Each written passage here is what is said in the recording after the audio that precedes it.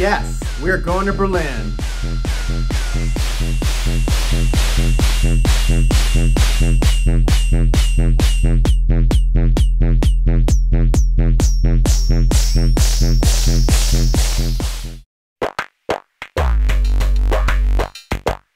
My favorite module is Loquelic Iteratas Persido. It is crazy sometimes and pretty calm other times, depending on how I twist it.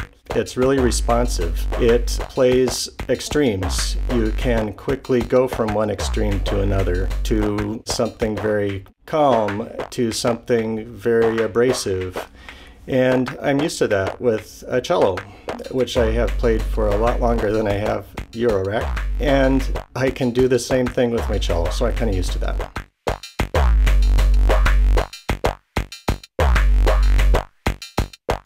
The answer is all of them. Buy them all. You need all of them. Just keep buying them. Put them in a new system. You need another rack. Buy another module. Just one more module. Get another module. LibDaisy is available on GitHub. It's pretty easy to find. You can search for Electro Smith LibDaisy. There's a bunch of docs there. We've added the hardware configuration files so that you can run LibDaisy software on our hardware. So it should be as easy as just checking the website out and going through their tutorials on how to get going.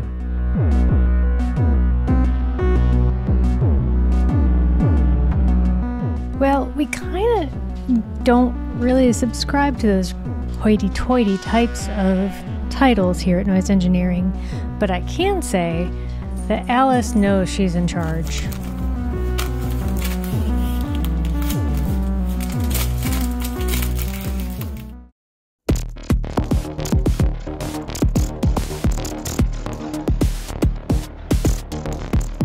I had this idea to make a tracker style sequencer, but it was more like Renoise's phrase editor.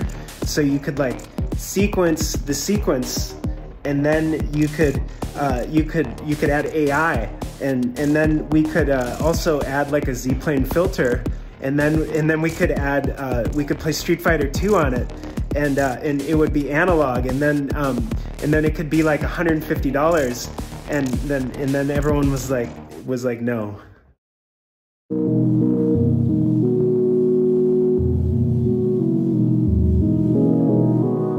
Actually, Megan, you do own every Versio, because if you look on the back, there's a USB port for firmware, and you could download any Versio when you own a Versio. Congratulations.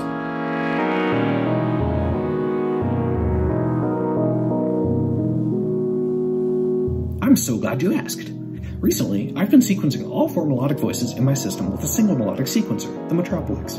I run the Metropolix's CV and gate outputs into a Doepfer A152 addressed track and hold / switch, which is then CV controlled by an A155 trigger and CV sequencer. That routes the CV and gate signals from my Metropolix to the different voices in the patch. All of the pitch CV signals run through a Quantus PAX as well, so that they can also be transposed by a slow clocked Vox Digitalis in case I want to impose a chord change over the entire patch. The big advantage of using the addressed track and hold module is that the modules hold their last used pitch when the incoming pitch sequence is routed to a different voice, meaning that there's no pitch jumping as the sequence is switched. The CV sequence that controls the switching is also run through a sample and hold, so I can easily change the voice distribution on the fly by quickly tweaking a trigger sequence.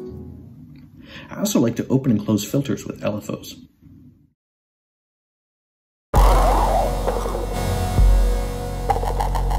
The best musical advice I have been given comes from my main cello teacher, Stephen Doan. He said, let your technique have an expressive reason. So we learn a lot about how to play fast and loud and how to impress people with cool sounds, but it's better to also be expressive, to say something that you want to say.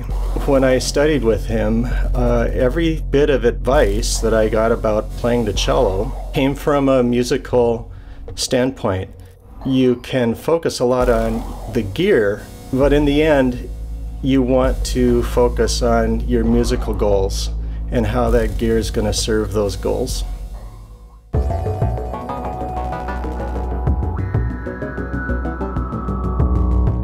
To To which I respond, what hasn't changed since we started?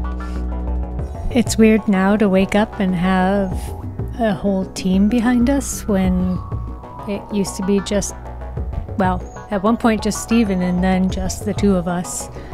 We make software now. That's weird. We have a whole lot of wild new things planned that nobody knows about yet that are big changes and are going to be a lot of fun. Mostly we do the same thing we used to do. We sit around being awkward and trying to make cool things. What else?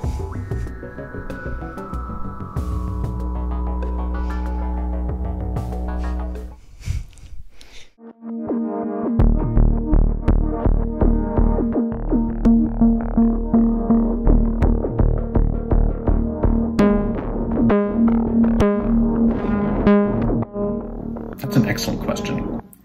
The answer is